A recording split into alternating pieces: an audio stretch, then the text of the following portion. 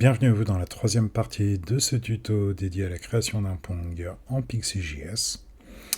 Donc maintenant qu'on a créé tous les éléments dont on avait besoin, à savoir notre appli Pixie et au sein de celle-ci nos deux raquettes et la balle, et bien l'idée ça va être de donner un peu de mouvement à tout ça. Donc la première chose qu'on va faire c'est récupérer la position de la souris puisque là on est sur un petit jeu web et donc le joueur contrôlera sa raquette grâce à sa souris. Donc pour ce faire, je crée une petite fonction que je vais appeler bindEvents dans laquelle je vais mettre tous mes listeners et je vais l'appeler au document ready juste après la création des GameParts. Ok, donc je vais ajouter un écouteur sur le canvas et je vais écouter le mouse move, qui est donc un événement qui est trigger à chaque fois que la souris se déplace sur le canvas. Dans la callback mouse, voilà. Dans la callback ici, on a un petit event qui nous est passé, qui va contenir deux infos très intéressantes pour nous. C'est la position en X et en Y de la souris lorsque le mouse move a été détecté. Alors ce que je vais faire, c'est que je vais faire une autre variable que je vais appeler mouse et qui va être un objet qui va avoir une propriété X et une propriété Y que par défaut je mets à 0. Lorsque la souris se déplace sur le canvas, je veux que la position en X de mon objet mouse ici que je viens de créer soit égale à la position en X de ma souris au moment où le mouse move est détecté. Donc ça va être égal à e.offsetX et mouse.y va du coup être égal à e.offsetY. Voilà, et juste pour vous montrer, je vais faire un console.log de mouse. Voilà, donc là vous voyez qu'à chaque fois que je bouge la souris, j'ai bien sa position précise dans mon objet mouse, et on peut le voir ici à travers les logs. Cool, donc on a notre input. Maintenant ce qu'il faut c'est que la raquette ici suive la souris. Donc pour faire ça, j'enlève mon petit console.log ici, on va avoir besoin de lancer la boucle d'animation de Pixie, puisque Pixie, si vous avez suivi la série consacrée aux bases de Pixie, vous savez qu'on a ce qu'on appelle un ticker, qui du coup est une fonction qui va s'exécuter 60 fois par seconde si votre code n'est pas trop dégueu, à peu près, et qui va nous permettre d'actualiser l'état du jeu, de tester les collisions et de replacer les éléments en fonction de nos besoins.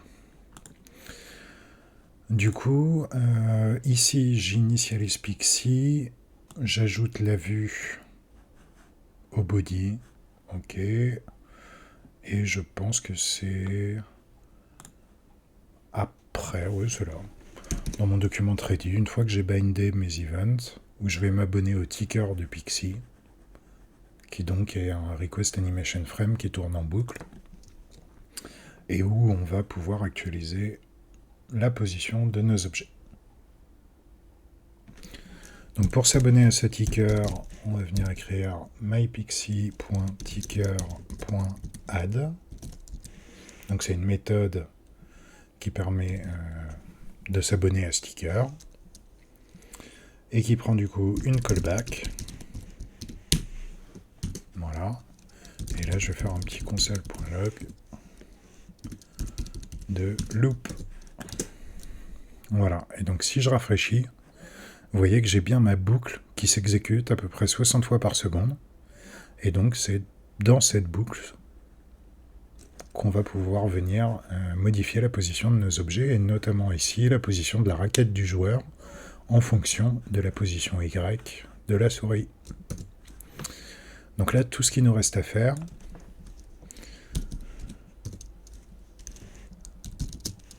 Donc, move player pad,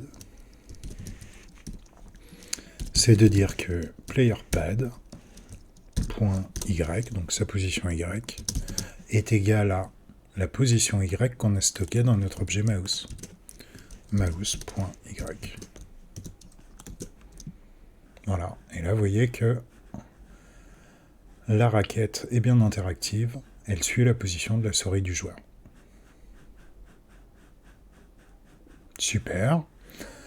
Donc, là, le jeu n'est pas lancé. Et moi, ce que je veux, c'est que quand le jeu n'est pas lancé, la balle, du coup, se positionne au niveau de la raquette du joueur et suive la raquette du joueur. Donc, on va se faire une petite variable de type booléen qu'on va appeler GameStarted, qui par défaut va être égal à false.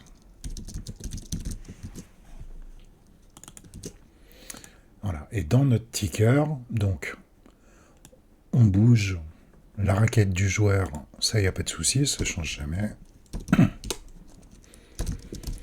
En revanche, si notre jeu n'est pas démarré, donc je vais mettre point d'exclamation, game started, qui permet de tester si une valeur est false, ou undefined, ou bref, c'est JavaScript, donc c'est la fête, mais écrire ça revient à dire game started égale false.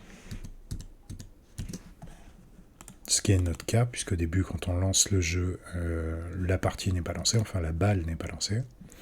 Et donc, si la partie n'a pas démarré, eh bien, je veux que la position en Y de la balle soit égale à la position de la raquette du player.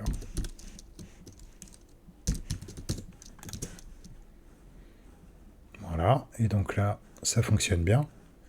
Sauf que pour comprendre que c'est au player de lancer la balle, ce serait bien que la balle soit un peu plus proche de sa raquette. Donc je vais dire que si la partie n'a pas démarré, la position en X de la balle va être égale à la position en X du pad, à laquelle je viens ajouter... Non, je vais laisser ça comme ça, juste pour vous montrer pourquoi on doit faire un calcul, parce que là, ma balle, elle est pile sur ma raquette, le centre de la balle est au centre du pad. Comme ma raquette fait 10 pixels et que la balle a un rayon de 5 et donc une largeur de 10, on la voit pas, mais elle suit bien la raquette. D'ailleurs, juste pour vous montrer, je pourrais changer la couleur de la balle. Mais bon, vous savez quoi, faites-moi confiance.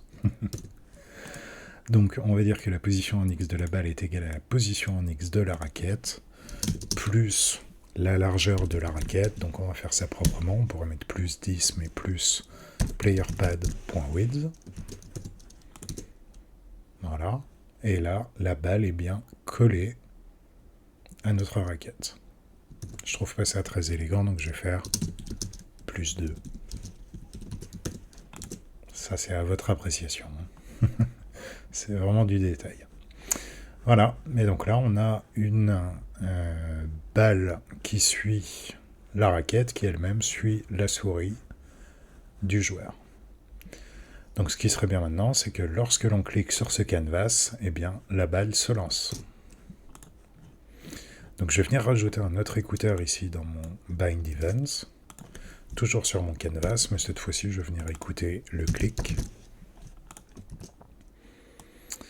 Et je vais simplement dire que GameStarted est égal à true.